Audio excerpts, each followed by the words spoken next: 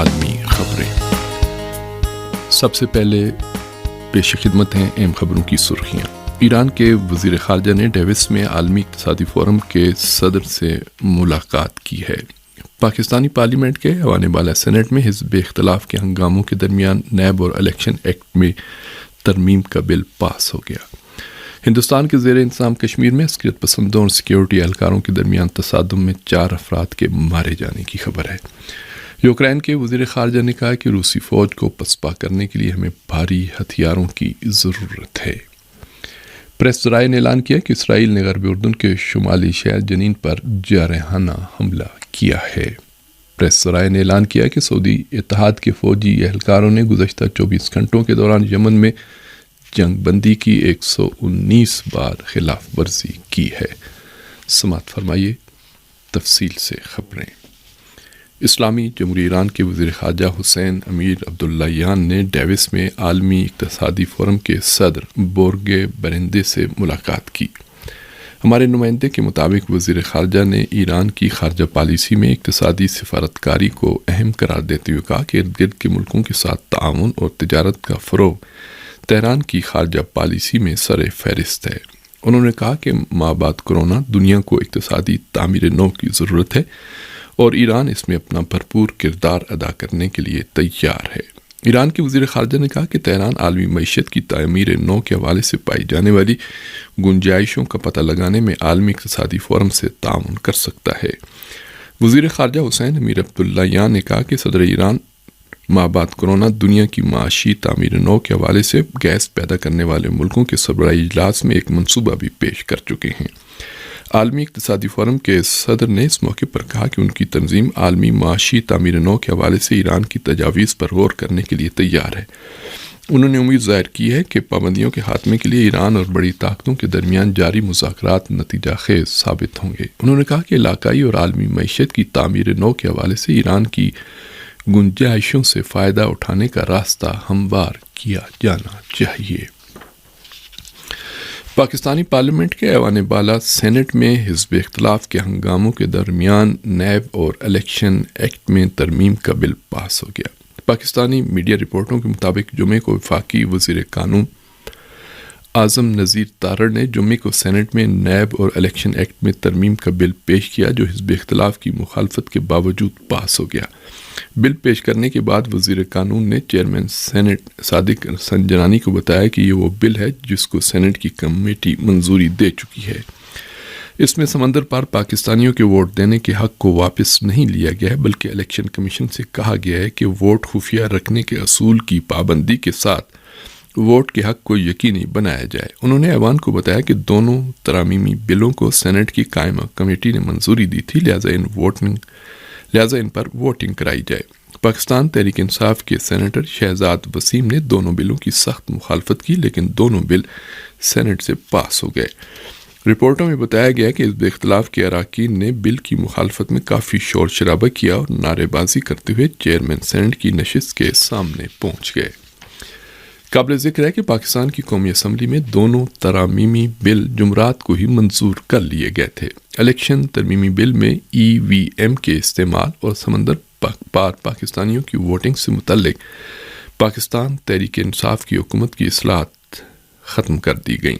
NAB ترمیمی بل کے مطابق نئے چیئرمین کی تقرری کے لیے مشاورت مدت ختم ہونے سے 2 ماہ پہلے شروع کی جائے گی اور 40 دن میں مکمل کر لی جائے گی اور وزیر اعظم اور حزب اختلاف کے لیڈر کے درمیان اتفاق رائے نہ ہونے کی صورت میں معاملہ پارلیمنٹ میں پیش کیا جائے گا اور پارلیمانی کمیٹی 30 دن کے اندر چیئرمین نیب کے نام کی منظوری کا عمل مکمل کرے گی۔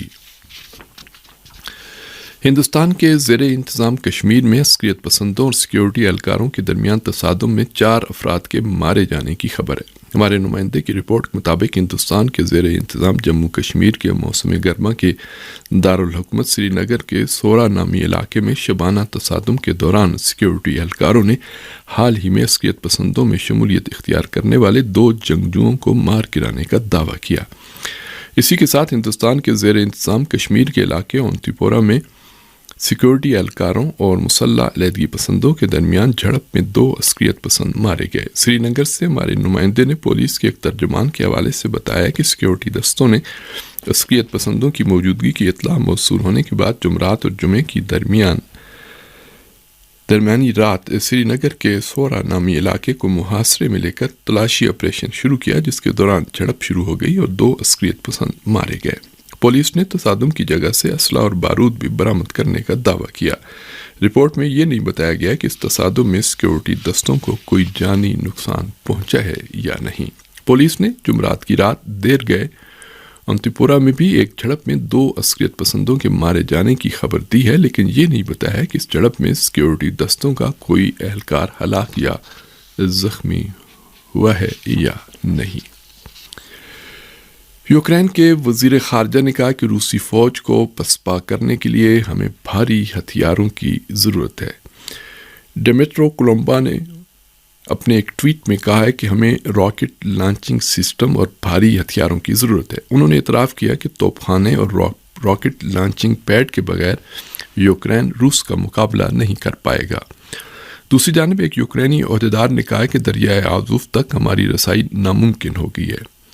یاپو ریجیا ریجن کی مشترکہ سول ملٹری کونسل کے رکن ولادیمیر روگوف کا کہنا تھا کہ انہیں یقین ہے کہ ہمارے علاقے کی دوبارہ روس میں شمولیت کے بعد دریائے آزوف تک رسائی صرف روسی فیڈریشن کے ذریعے ہی ممکن ہو سکے گی۔ اس سے پہلے ایک جزیرہ کریمیا میں روس کے مستقل نمائندے نے بھی کہا تھا کہ ماریوپول کی آزادی کے بعد دریائے آزوف روس اور جمہوریہ ڈونیٹسک کے مشترکہ آبی گزرگاہ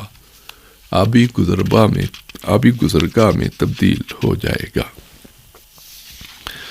امریکہ نے وسطی ایشیا کو بایولوجیکل سرگرمیوں کا مرکز بنا رکھا ہے اور روس اس معاملے میں علاقائی ملکوں کے ساتھ بات چیت کر رہا ہے۔ یہ بات روس کے وزیر خارجہ سرگئی لاوروف نے رشیا ٹوڈے عربی کو انٹرویو دیتے ہوئے کہی۔ انہوں نے کہا کہ آرمینیا، قزاقستان اور وسطی ایشیا کے بعض ملکوں نے اپنے ہاں امریکی بایولوجیکل تجربہ گاہیں قائم کر رکھی ہیں۔ انہوں نے کہا کہ روس نے بایولوجیکل سیفٹی کے حوالے سے ان ملکوں کے ساتھ بات چیت کی ہے اور کئی سمجھوتوں میں کام کیا جا رہا ہے۔ اس سے پہلے روس کے نائب وزیر خارجہ سرگئی ریباکوف نے کہا تھا کہ امریکہ کی بایولوجیکل سرگرمیاں صرف یوکرین تک محدود نہیں ہیں، بلکہ اس نے ایسی تجربہ گاہیں ساری دنیا میں بنا رکھی ہیں۔ روس کا کہنا ہے کہ اس نے یوکرین میں امریکہ کی فوجی نوعیت کی بایولوجیکل سرگرمیوں کے شواہد اقوام متحدہ کو فراہم کر دیے ہیں۔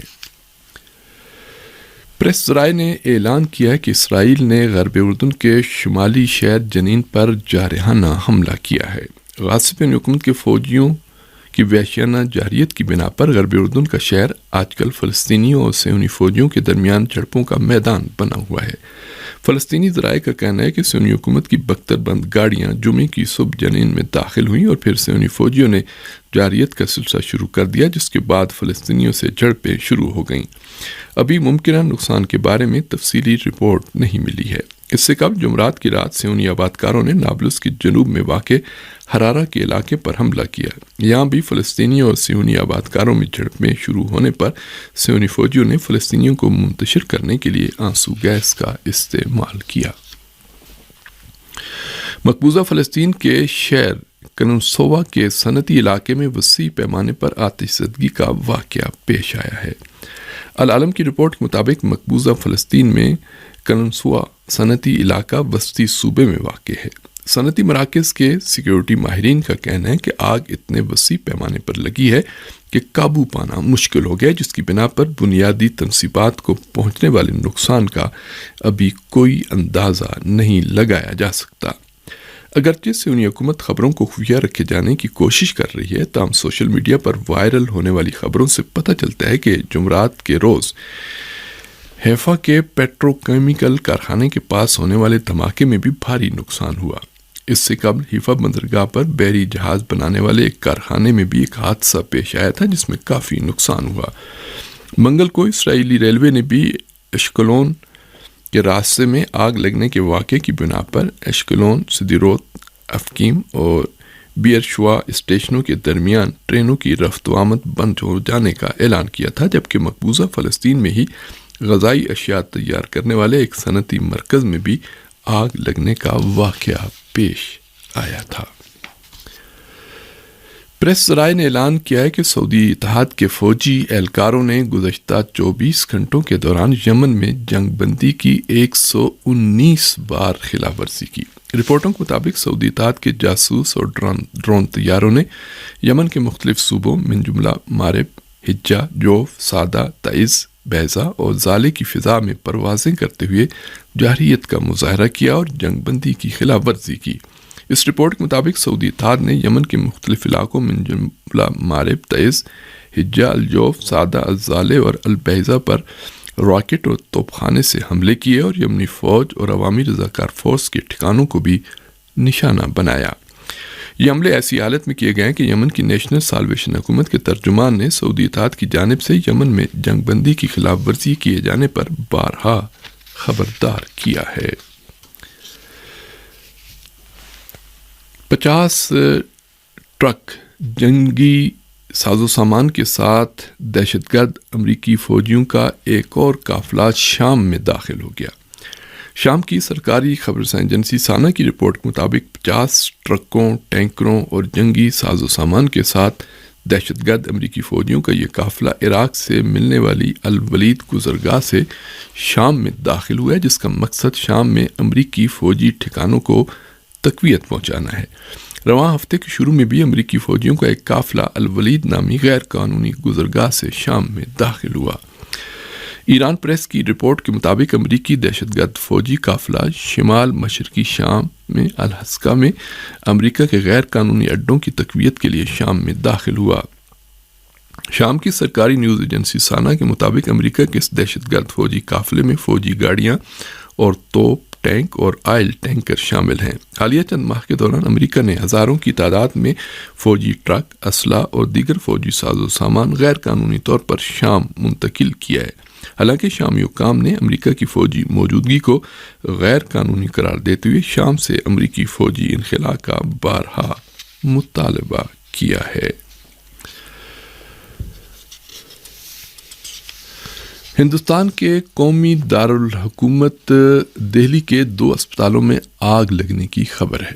ہندوستان کی سرکاری خبر رساں ایجنسی یونائی کے مطابق جمعے کی صبح 8 بجے کے بعد محکمہ فائر بریگیڈ کو مشرقی دہلی کے لکشمی نگر علاقے میں ایک پرائیویٹ ہسپتال میں آگ لگنے کی اطلاع ملی۔ اس رپورٹ کے مطابق آگ لکشمی نگر کے پریا درشنی وہار کے قریب واقع ایک ہسپتال کی 4تھی منزل میں لگی، جس پر فائر بریگیڈ کے عملے نے قابو پا لیا۔